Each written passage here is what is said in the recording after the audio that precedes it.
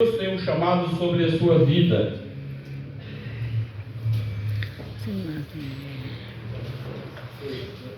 Você crê que Deus tem um chamado na sua vida? No ano em que morreu o rei Uzias, eu vi o Senhor assentado sobre um alto e sublime trono. Pai, te damos graças por esta noite, pela tua bondade, pela tua misericórdia, porque tu és o Deus que cuida da tua igreja, tu és o Deus que cuida de nós. Assim como naquele dia o Senhor chamou o profeta Isaías, meu Pai. Eu creio que o Senhor tem um chamado específico sobre a vida de cada dos teus filhos, Senhor. Aqui, ó Deus, pertence o louvor, pertence a honra, pertence a glória. E assim te louvamos em nome de Jesus. Amém. Queridos, a Bíblia ela aponta que Samuel, o profeta Samuel, foi na casa de Jessé, Jessé, o pai de Davi. Ele foi lá para ungir uma pessoa a rei. Ele não sabia ainda como era. E a Bíblia diz que ali Jessé começou apresentando os seus filhos, desde os mais velhos, os mais robustos e bonitos e fortes, achando que eles tinham condições. Mas de repente, quando passam todos que estavam dentro de casa, Deus diz: não é nenhum desses. Deus não havia aprovado. E aí Samuel pergunta para Jessé: por acaso ainda tem mais alguém? E Jessé responde para Samuel: ainda há um que está na malhada. Ele está cuidando das ovelhas.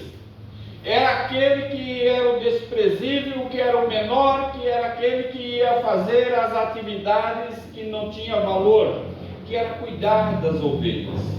Porque a ovelha é um animal dócil, é um animal pequeno, não oferece perigo. Então poderia ser até uma criança cuidar de ovelhas. E uma frase Samuel fala para Jessé, diz: nós não assentaremos para comer enquanto ele não chegar. Queridos, essa palavra é uma palavra profética que também simboliza a igreja. O banquete no reino do céu só vai acontecer na hora que a igreja chegar. Eu creio que no reino dos céus, lá diante de Deus, está tudo pronto. Ali há o Pai, aos anjos, aos arcanjos, aos serafins, aos querubins, a toda uma apresentação que há no reino dos céus, tudo de esplendor que há, tudo de lindo que há, ali tudo já está preparado para o grande dia do Senhor. Amém. Mas ainda falta uma coisa, falta a noiva do Senhor. E assim como Samuel falou para Jessé: nós não assentaremos diante da mesa enquanto Davi não chegar, enquanto não cumprir essa missão, enquanto não ungir a Davi. Que você possa crer que o banquete celestial ele só vai acontecer na hora que a igreja, na hora que a noiva chegar. Queridos, e você imagine a importância que havia naquela palavra. Samuel estava dizendo que era importantíssimo aquele ato. Porque Deus estava chamando alguém para ser rei. Era um chamado de Deus, não era nem de Samuel. Samuel achou que os mais velhos, os mais fortes, os mais lindos, eram aqueles que Deus estava chamando. Mas Deus diz: não é nenhum desses. Porque o chamado não era de Samuel. O chamado era de Deus. Muitas vezes você ouve alguém chamando. E você acha que é a pessoa que está te chamando. Mas você tem que discernir quando é alguém, um ser humano que está te chamando, quando é o pai, quando é a mãe que chama uma criança, logo ele já ouve: ei mãe, eis aqui. Pode falar que o teu filho te ouve, teu filho te obedece, embora hoje parece que os filhos não estão querendo responder dessa forma. Pode falar que o teu filho te ouve. Seria bom, né, a mãe ter essa disposição, né? Os filhos terem essa disposição. Voltou. Mas os filhos hoje não estão querendo obedecer a esse ponto. Pode chamar que o teu filho te ouve. Querido, nós imaginamos que o pai e a mãe é um chamado natural, um chamado humano. Mas ali Samuel estava com a missão de um chamado divino. E você precisa separar quando é humano e quando é divino. A Bíblia diz que Samuel, quando estava ainda criança, quando estava na adolescência, ouviu o chamado de Deus e achou que era Eli que estava o chamando. E aí ele levanta rápido, obrigado, e aí vai para Eli. Aí ele diz: não fui eu, volta a dormir. E ele voltou. Aí ele ouve chamar pela segunda vez, ele vai de novo a Eli, e ele diz: não fui eu que chamei. E quando chega na terceira vez, ele diz: olha, se chamar de novo, saiba que é Deus que está te chamando. E ali Deus torna a chamar. E naquela hora Samuel compreendeu a diferença entre o chamado humano e o chamado divino. E você precisa saber quando são pessoas, quando são humanos que estão falando com você, e quando a voz é uma voz de Deus. Precisamos ter essa sensibilidade na nossa alma, precisamos ter essa sensibilidade no nosso espírito. Nós precisamos ter discernimento espiritual quando é Deus que está falando conosco, quando é o Espírito Santo de Deus que fala conosco, e quando é uma pessoa, um ser humano. Porque quando nós tivermos ao ponto da nossa alma, do nosso espírito, fazer esse discernimento, aí é que você está alinhado com Deus. Você está ao nível espiritual, ao ponto de ouvir o chamado de Deus. Queridos, e aqui há um chamado. A Bíblia diz que ali no ano que morreu o rei Uzias, Isaías viu o Senhor, que estava sentado sobre um alto e sublime trono. Você, quando olha ao Senhor, você tem que imaginar o seu poder, a sua graça. Ele é sublime, ele é magnânimo, ele é superior, ele é excelso. Ele é soberano sobre os céus e a terra. Quando o salmista diz: olha, por acaso é de bois, é de animais que eu estou falando, que eu quero como sacrifício? Se eu quisesse, eu comeria todos os animais da terra, não precisaria pedir para você me dar. Pela lógica é essa. Se Deus quisesse, ele comeria todos os animais da terra, não precisaria nós ofertarmos. Mas por que ele vai e pede o homem para ser intermediário e fazer uma oferta a Deus? Como diz Salomão, vai lá, oferece 1000 ovelhas, 10.000 vacas e bois e novilhas, e vai lá uma série de animais imensas, para ver o quê? É só para ver a intenção do coração. Salomão oferece milhares e milhares de animais, e de repente ele se desvia do caminho do Senhor. Mas Abel vai lá e oferece somente uma ovelha, e aquilo faz tanto destaque diante do Senhor. Então, mostrando que às vezes não é a quantidade, mas sim a qualidade do coração. Então, quando Deus faz um chamado a você, é para saber a qualidade do seu coração. Porque na verdade Deus poderia usar os anjos, arcanjos, querubins, os serafins, usar os próprios animais para glorificar o seu nome. Porque a própria Bíblia diz que todo ser que respira louve ao Senhor. Mas só que no meio de todos os seres, Ele escolheu alguém especial que é você. Você tem se contentado com isso? Você tem sido grato a Deus por isso? Senhor, dizer obrigado, Pai, porque o Senhor me escolheu, o Senhor me fez dessa forma e desse jeito, o Senhor me fez desta maneira. Obrigado, Pai. Você tem procurado se esforçar para ser grato a Deus? Porque, queridos, nós estamos vivendo numa época que as pessoas são ingratas, no sentido natural, no geral. Você vê a pessoa arruma um emprego, aí no primeiro mês ela elogia a empresa, quando pensa em não que vai sair da empresa, coloca ela na justiça.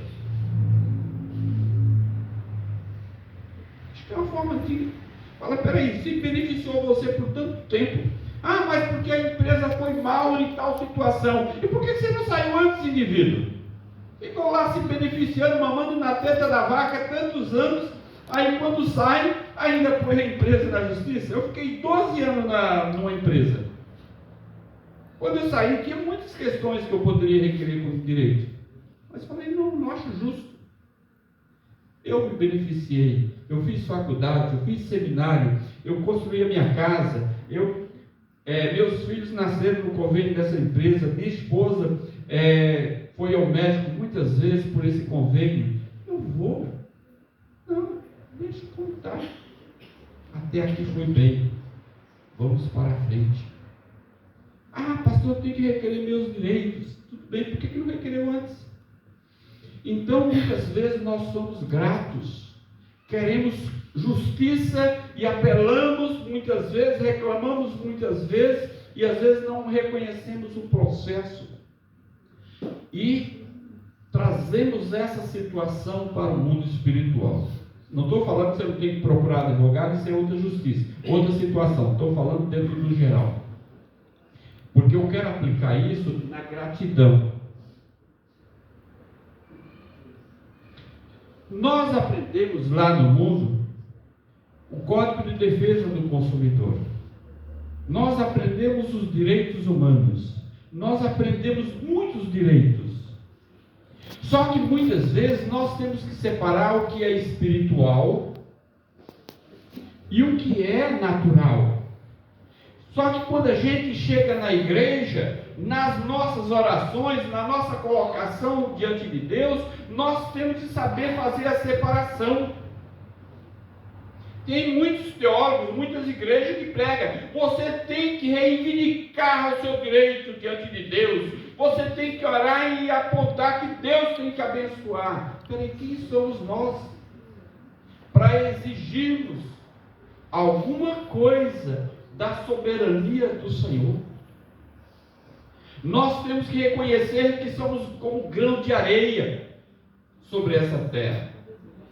Nós somos minúsculos. Mas ao mesmo tempo, como é que a Bíblia diz que nós seremos reis sacerdotes? Nós seremos reis sacerdotes quando passarmos pelo processo. Mas por enquanto nós estamos no processo.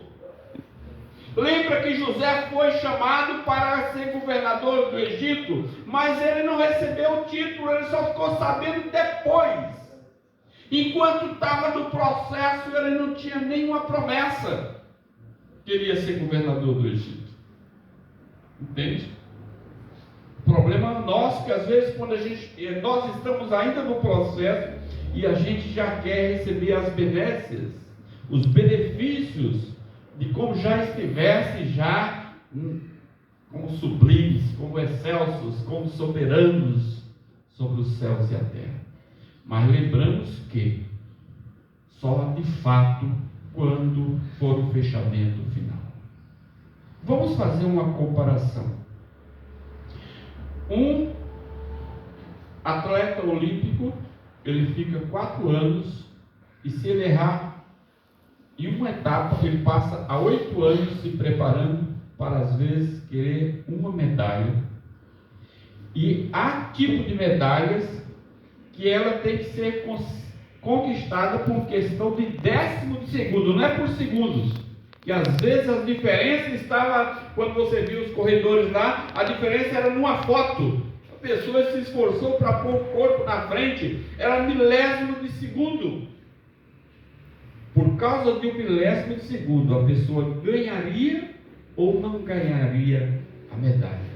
Se para uma medalha humana, um milésimo de segundo é importante, imagina você, que você está lutando, você está guerreando, você recebeu um chamado para ser um guerreiro, para ser um lutador, não por uma medalha humana, mas por uma coroa eterna. Querida, de grande valor. Você não pode menosprezar nada. Você tem que esforçar a cada dia. Você tem que esforçar a cada instante. E aqui o autor ele coloca: no ano que morreu o rei Uzias, Isaías viu o Senhor. Vamos olhar com uma outra ótica esse versículo. Tem autor que diz que o rei simbolizava o rei Uzias. O rei Uzias era humano e o Senhor aqui simboliza Jesus. Então são dois reis: o rei humano, o rei Uzias, governador da terra, e quando fala o Senhor, é referente a Jesus. Então há o rei dos reis, Senhor dos senhores, que era Jesus. Então no ano que morreu o rei Uzias, o rei terreno, ele viu o Senhor, rei dos reis, soberano, excelso e sublime. Esse rei Uzias, simbolizando a material, cada um de nós também tem um rei.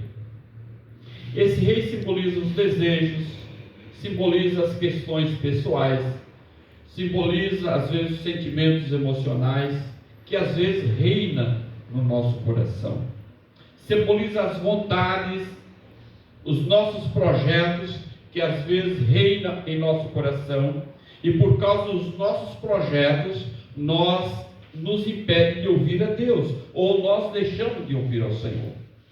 Mas aqui o autor, podemos fazer uma comparação da seguinte forma: na hora que nós deixarmos morrer o rei Uzias da nossa vida, os nossos sonhos, nossos projetos, o pecado que há em nós, nós vamos conseguir ver o Senhor. Você entende? Quem é que às vezes reina em você? O que reina em mim são aquelas coisas que eu não consigo controlar, porque rei é a coisa que está superior a mim. Então, o que às vezes reina em você, que te domina, te controla, que te impede de você adorar a Deus. Então, esse é um tipo de rei.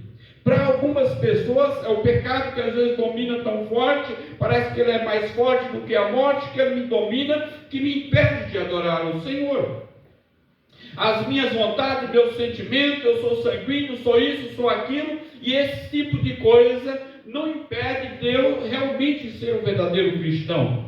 Então, esse tipo de situações, como fosse um rei, que acaba te dominando, te segurando, controlando o teu pensamento, o teu emocional, tuas vontades às vezes você faz, não é porque você quer, fala aí, parece que foi mais forte aquela vontade do que às vezes o que eu quero fazer, como disse o apóstolo Paulo: aquilo que eu quero, eu não faço, mas aquilo que eu não quero, eu acabo fazendo. É como essa situação governasse os seus sentimentos.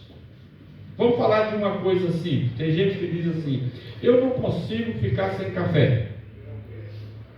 É como se o café dominasse ela. O café domina ela, reina sobre ela. A vontade parece: eu tenho dor de cabeça quando deixo de tomar café. Quando deixo de tomar café, eu fico nervoso. Eu conheci uma pessoa uns 30 anos atrás. Ela disse: pastor, só consigo trabalhar quando eu tomo uma, porque eu vou lá no andaime, eu fico tremendo, mesmo que não esteja frio. Aí quando eu desço do andaime, aí tomo uma, eu fico equilibrado. Aí eu fico bem, consigo trabalhar o dia todo. Então, quem era aquele rei Uzias na vida daquela pessoa? Era a cachaça. Ele só conseguia trabalhar, os seus nervos voltavam ao normal depois que ele tomava uma. Então aquela cachaça dominava ele, dominava o seu cérebro. É igual a pessoa que usa droga, usa outros tipos de narcóticos. Aí vamos dizer, ele fala assim, aquilo me domina, me controla, me segura, me escraviza. Tem outros que é o sexo. Enquanto eu não vejo a pornografia, não vejo um filme erótico, eu fico fissurado para ver isso. Então o filme é aquilo que domina ele, é aquela fissura, aquele desejo, aquele sentimento que fala mais forte do que às vezes a ética. Tem gente que tem a fissura para roubar. Ele mesmo que rouba um lápis, mas ele quer roubar, ele não pode ver uma coisa fácil. Se viu uma coisa fácil, vai lá e rouba. E a Bíblia condena. A Bíblia fala que Acã, ele foi condenado porque roubou uma capa, uma barra de ouro, que não deveria. E por causa disso, morreu Acã, morreu a esposa, morreu os filhos e todos aqueles que pertenciam à família, porque ele mexeu no que não devia. Então, é muito sério essas questões que nos dominam. E se você, e o Senhor Jesus vem lá em Mateus, ele fala quando vem uma casa limpa, e se a pessoa não tiver cuidado, ela volta ao mundo, vem mais 7 demônios.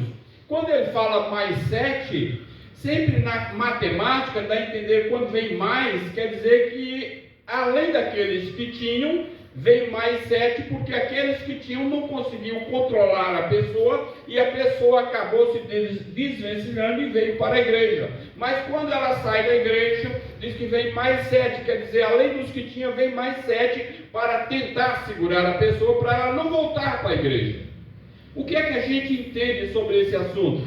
Nós entendemos que esses mais 7 é para tentar segurar, e ela não consegue voltar. Por isso que o desviado dificilmente consegue voltar à igreja sozinho. Ele vai achar algum motivo. Não é porque ele não quer voltar. Ele fala, o pastor rouba, vou dar isso para o pastor, eu não vou na igreja. Ele coloca defeito na igreja, ele coloca defeito na noiva de Cristo, ele coloca defeito em próprio Deus, ele coloca defeito nos irmãos, porque ele colocando isso, ele se justifica para não ir na igreja.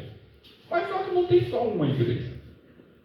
Existem milhares de tipos de igreja. Você não vai nessa, vai na outra, não vai naquela, vai na outra. Então ele coloca defeito naquilo que é o caminho de entrada nos céus. Você entende?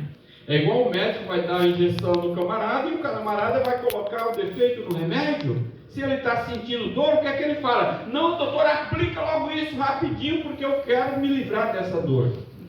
Não quer nem saber a química que tem no remédio. Ele quer se livrar da dor. Então ele não vai pôr defeito no remédio, mesmo que o remédio tenha defeito. Mesmo que o remédio tenha efeitos colaterais, porque todo remédio tem efeitos colaterais. Mas só que o benefício é maior do que o efeito colateral. A igreja de Casual pode ter defeitos, mas só que os benefícios que ela tem são maiores do que o efeito colateral. É isso que você precisa entender. Na noiva de Cristo, eu posso apontar defeito? Não. Mas na igreja terrena, porque tem 2 tipos de igreja, a igreja militante e a igreja reinante. Na igreja reinante não há defeito, mas na igreja militante tem defeito, porque ela é composta de seres humanos. Mas Deus chamou essa igreja militante para trabalhar e elevar ela à categoria de igreja reinante na eternidade. Existe defeito? Existe na igreja militante, mas só que os benefícios são maiores. Glória a Deus. Que os efeitos colaterais. Aleluia. Eu tenho defeito, todos nós temos defeitos, mas tem que olhar o que é de benefício. Porque nós, seres humanos, somos vacinados, parece. Nós somos treinados pelo sistema atual. Há um sistema que governa o mundo e nós somos treinados para rejeição. Nós somos treinados como controles de qualidade. Eu trabalhei numa empresa que tinha um departamento que chamava controle de qualidade. Tinha vários técnicos. A empresa produzia leite E tinha os técnicos que analisavam desde a entrada das carretas. Ali vazava 1.300.000 litros por dia. Você imagina. Tinha 38 filiais no Brasil. Aí o que acontece? Tinha que analisar o produto da fazenda, analisava na entrada, analisava no meio do processo, analisava no final do processo e depois ainda mandava o técnico ir no mercado comprar os produtos que ela mesma vendia para trazer para o laboratório e tornar a analisar. Controle de qualidade, início, meio e fim. Queridos, você está no processo. Você está sendo analisado, você está sendo acompanhado, não é para ver os seus defeitos, mas para que você seja apresentado na mesa do Senhor com toda a qualidade possível. Mas vai ser apresentado diante do Senhor. Então, quando nós chegaremos lá, não vai ser para ver os defeitos, mas sim para ver o processo. Aqui, ó, esse eu fui salvo, esse foi liberto, esse foi trabalhado, esse passou por essa situação, esse passou por outra, mas até aqui, apresentando como coroa do Senhor. Você crê que você está no processo? Que Deus está trabalhando com você? Glória a Deus. Porque nós todos temos erro. No começo nós falamos de Davi. Mas você queria estar numa igreja que Davi fosse pastor? Por exemplo, se eu tivesse os defeitos, que eu tenho defeito maior que Davi, mas os defeitos fossem visuais, igual são visuais os defeitos de Davi. O cara não trabalhou lá, os irmãos, quando uma irmã foi violentada pelo próprio irmão, não tratou do assunto. Mandou matar os empregados ou soldado, qual a função que vamos dar, porque queria ou ficou com a mulher daquela pessoa. E vai vendo outros assuntos que o objetivo da mensagem não é apontar defeito de Davi, mas trazendo para a nossa reflexão do nosso chamado. Você iria estar nessa igreja com esse pastor, com essa situação? Normalmente as igrejas não iriam querer passar por isso, porque nós somos exigentes conosco e com as outras pessoas, mas tem coisas que a gente deixa passar conosco mesmo, com a nossa família, com os nossos filhos, porque às vezes nós somos incoerentes, queremos exigir que os outros façam, mas às vezes conosco mesmo nós não conseguimos ser tão exigentes. E aqui diz, no ano que morreu o rei Uzias, esse tipo de sentimento nós precisamos deixar morrer em nós. Tem que morrer. Eu não posso exigir que o outro, você tem que ser melhor, você tem que ser bom, mas eu estou me esforçando para ser o melhor. Quando eu falo, eu preciso ir ao culto, eu tenho que dar o exemplo. Eu quero ser o primeiro a chegar. Quando eu falo, vamos à escola dominical, eu preciso ser o exemplo, eu preciso vir à escola dominical. Quando eu falo, vem à campanha da quinta-feira, eu preciso ser o exemplo, eu preciso me esforçar e estar na campanha. Quando eu falo, vamos ler a Bíblia toda esse ano, eu preciso me esforçar para ler a Bíblia toda. E eu vou ler em nome de Jesus. Já estou em Isaías. Você está onde? Já li o Novo Testamento com a Zélia.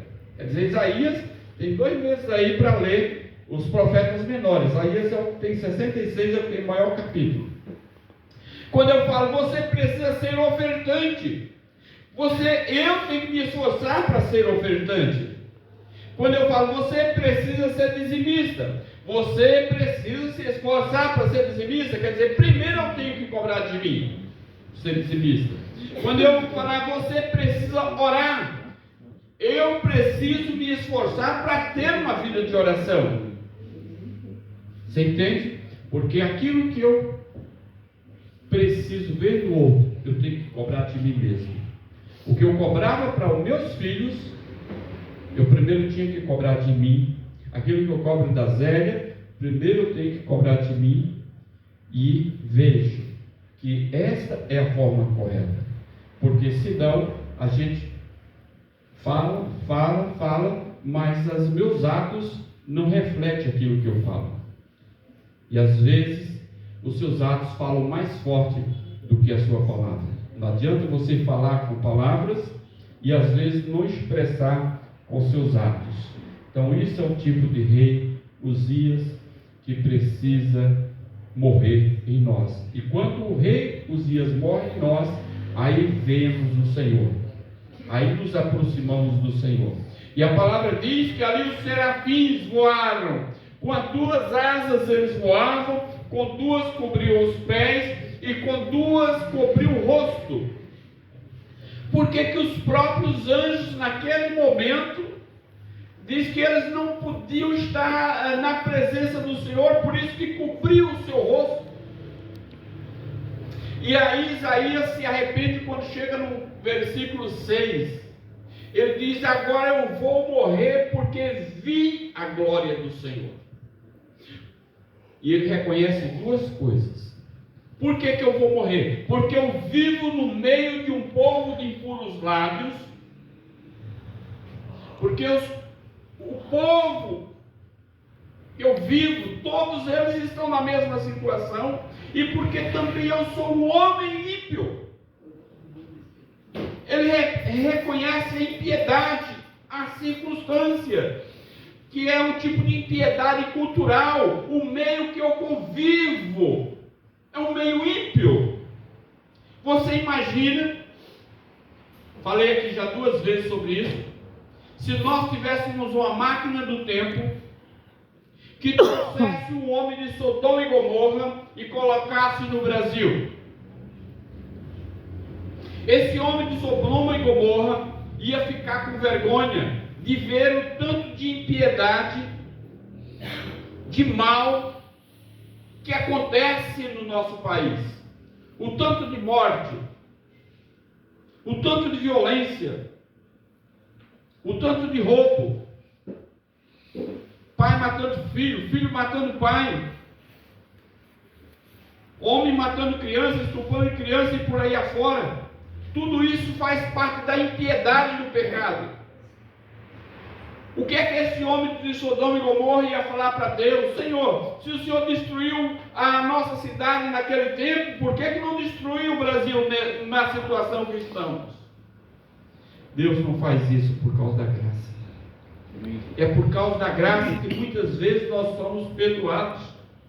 Porque no tempo da lei era olho por olho, dente por dente. As pessoas não tinham segunda chance. E quantas chances Deus já te deu? Quantas vezes Deus já te chamou? Tem gente que entra na igreja, sai, entra na igreja, sai, entra na igreja, sai. Tem gente que peca e fala que não vai pecar de novo, de repente torna a cair no mesmo pecado. Tem gente que mente e depois torna a mentir de novo. Tem gente que rouba e torna a roubar de novo. E faz várias vezes. Mas por que Deus não mata essa pessoa? Por causa do amor de Deus. Por causa da misericórdia do Senhor.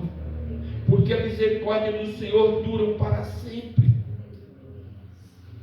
Mas não é porque Deus é misericordioso que eu vou abusar da misericórdia. Porque tem gente que olha ao contrário. Minha mãe é muito boa, então vem aqui, mamãe, traz o pudim, estou com vontade de pudim. Mãe, eu estou aqui ó, com frio, traga a coberta. Mamãe, traga, eu estou aqui no sofá, faz uma pipoca para mim.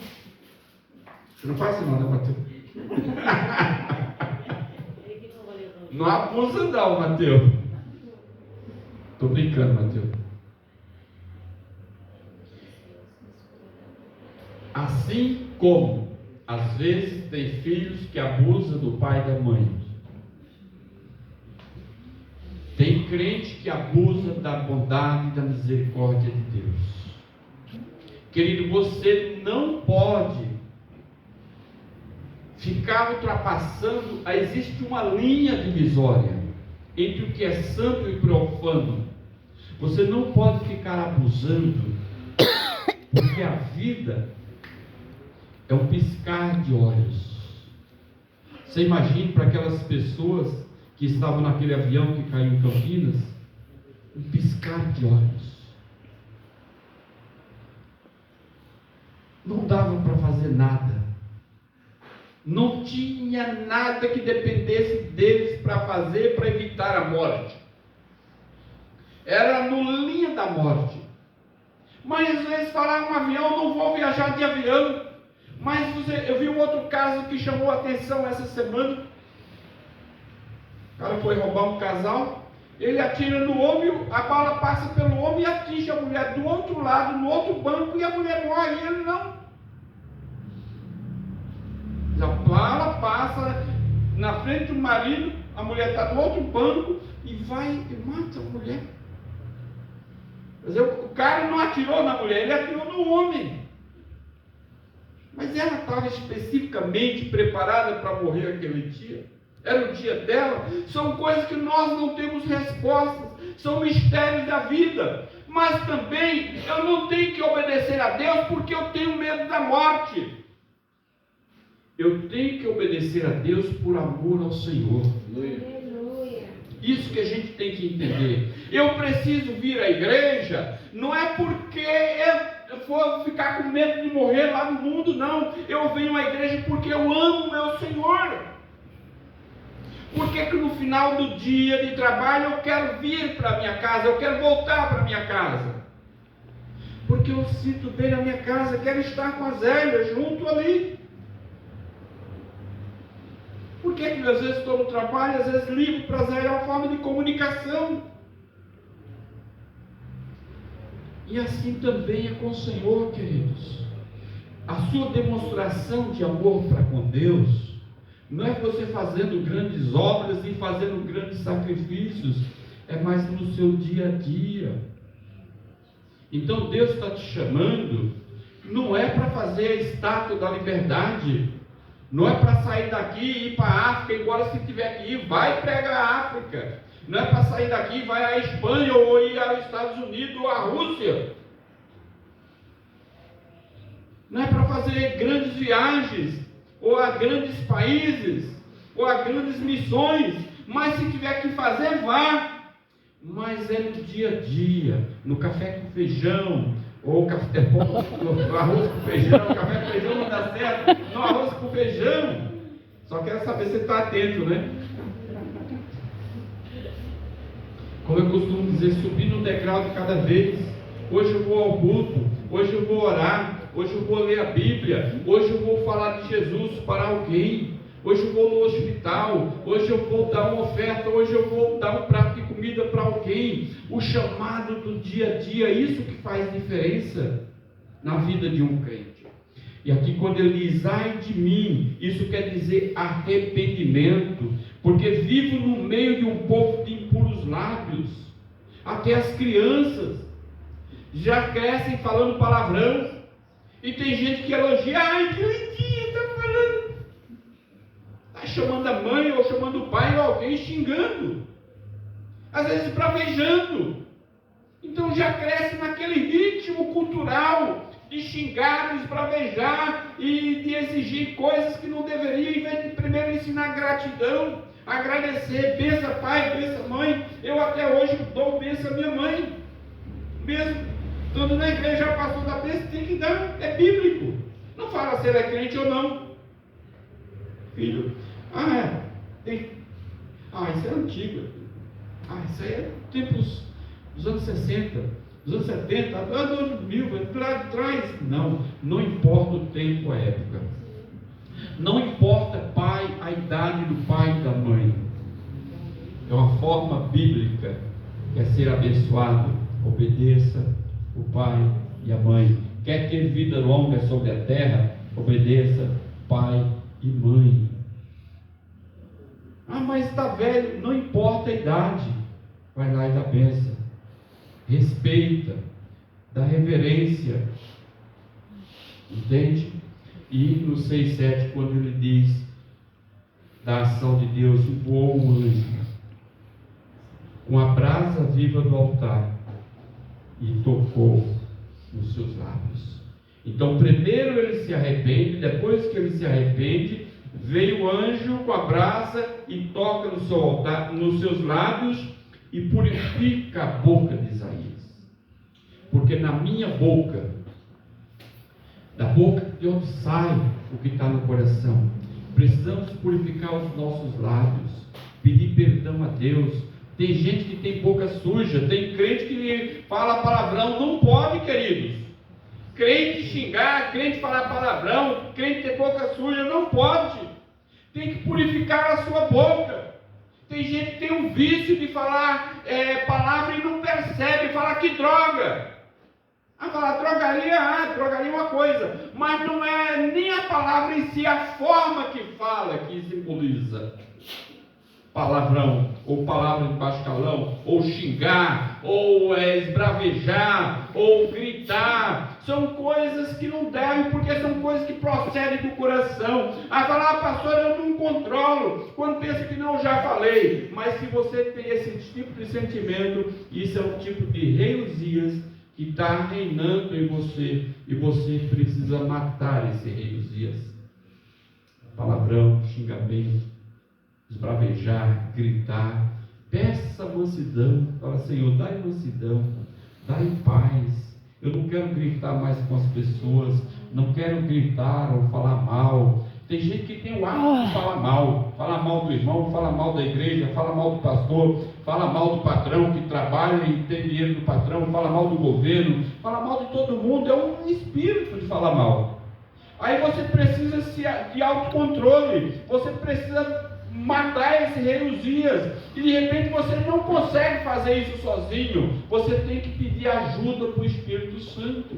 Espírito Santo, me dê autocontrole, me dê domínio próprio, me dê graça, me dê força. A partir de hoje eu não vou brigar mais com meus filhos, não vou brigar mais com meus colegas de trabalho. A partir de hoje eu não vou mais falar mal da minha empresa, não vou falar mais mal da minha esposa, não vou falar mal dos meus filhos, não vou falar mal dos meus amigos. Porque é um sentimento que cresce no coração. Isso é um tipo de rei Uzias que impede de você estar na presença, na dependência do Espírito Santo. E às vezes quando chega na igreja, eu não consigo adorar, porque aquilo está dentro do coração. Você precisa se purificar. Aqui diz que ele tocou em seus lábios e purificou o seu coração. Depois que ele purificou, concluindo, a Bíblia diz que Deus chega para ele e diz, a quem enviarei? Alguns teólogos aplicam essa mensagem a Cristo, porque Deus já tinha enviado sacerdotes, já tinha enviado profetas, Deus já tinha enviado a lei, já enviado várias pessoas para trazer solução sobre Israel. E como não traz, para alguns diz que aqui Cristo chega nesta hora e diz, envia-me a mim, Senhor. Então por isso que Isaías se aplica, é um dos profetas maiores que mais se aplica à vida de Cristo. É o que fala desde o nascimento, a vida, a morte e a ressurreição de Jesus. Então é um dos profetas que fala todo o processo. Os outros falam algumas etapas, mas Isaías ele fala sobre todo o processo. E por último, concluindo no 6:10, eu quero fechar aqui essa pregação desse texto quando ele diz no 6:10. Engorda o coração do povo, endurece os ouvidos, fecha-se os olhos, para não ver com os olhos, não ouvir com os ouvidos, e entender com o coração, e converta e seja sarado. Aqui nós vemos que Isaías, ele, através do seu ministério, ele desafia a espiritualidade do povo de Israel, enfatizando a dureza do coração e a necessidade de uma transformação espiritual. Peraí, como é que o próprio Deus fala e ele endurece o coração? É semelhante àquela questão de Faraó. Deus mandava Moisés falar e ao mesmo tempo Deus endurecia o coração de Faraó. Deus mandava de novo Moisés falar e outra vez Deus endureceu o coração. Peraí, se Deus que queria uma transformação, por que logo na primeira vez ele não leva o povo logo para terra prometida, Deus poderia mandar um raio, matar Faraó, Deus poderia fazer. E o processo seria mais fácil nos nossos olhos humanos. Da mesma forma hoje, Deus salvou todo mundo que Deus salva, então Deus já salva e já mata, já leva para o céu. Quer dizer, facilita o processo, já está salvo, então já leva embora. Mas o processo de Deus não é como nós pensamos. Para alguns é fácil. Hoje eu fui no hospital, o pessoal não queria deixar entrar, fui ver lá a Maria, que é a mãe do Anísio, fui lá ver a irmã Tatiana, fui lá no processo, e cada lugar que você entra é uma situação. Pessoas novas, pessoas velhas, pessoas que podem andar no corredor, pessoas que não podem, pessoas que estão totalmente dependentes de aparelhos para sobreviver. E às vezes eu faço um filme na minha mente: Senhor, como será a minha morte? Será de acidente? Será uma morte traumática? Será uma morte no hospital, no leito, igual essas pessoas? Às vezes eu vou para o futuro e fico imaginando, ou será uma morte repentina? Queridos, às vezes a gente precisa também pensar na morte, porque o que acontece? A gente fica pensando: eu vou viver 200 anos na terra, eu não mudo minha vida, eu vou continuar vivendo, como diz o Zeca Pagodinho, deixa a vida levar e que me leva eu. Não é bem assim. Eu tenho que tomar uma posição. Eu tenho que definir: Senhor, eu preciso estar contigo. Eu preciso que o Senhor me purifique, que o Senhor me sare, me torne uma nova pessoa, me torne um pai melhor, me torne um esposo melhor, me torne um cidadão melhor, mesmo que eu não tenha todos os benefícios do INSS, mesmo que eu não consiga pagar isso ou aquilo, mas tudo aquilo que tiver na minha condição eu vou fazer de melhor. Se eu conseguir aposentar, tudo bem, vou ter o benefício do INSS, mas mesmo que eu não tenha, não vou deixar de pagar. Mesmo que eu não tenha todos os benefícios da luz, nunca vou deixar de pagar a luz.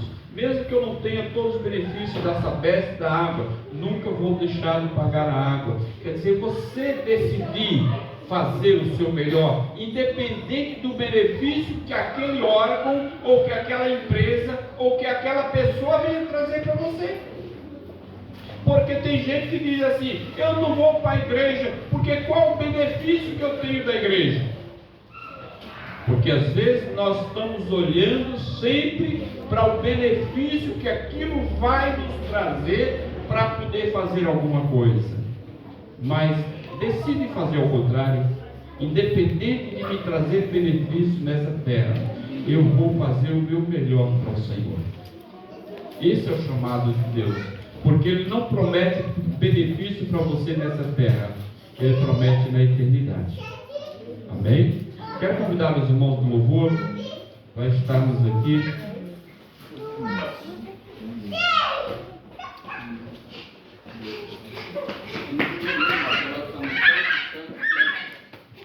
No primeiro cântico, não sei se você percebeu, o primeiro hino que o Daniel tirou, ele diz: Santo, Santo, Santo.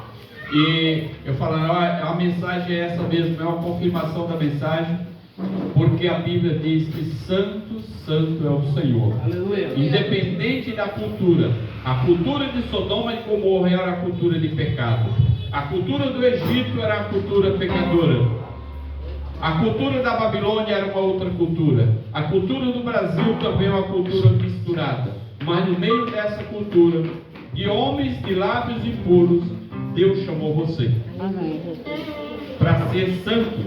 Vamos colocar em pé, vamos adorar o Senhor. E se você precisa de uma oração, eu quero convidar você a vir à frente. Nós vamos orar por você.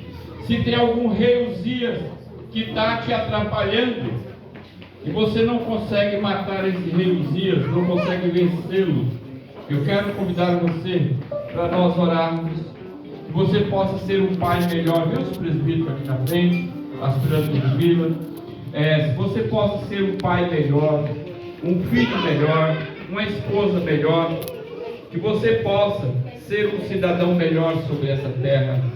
Deus está te chamando para melhorar a sua vida, a sua saúde, o seu coração e a sua alma.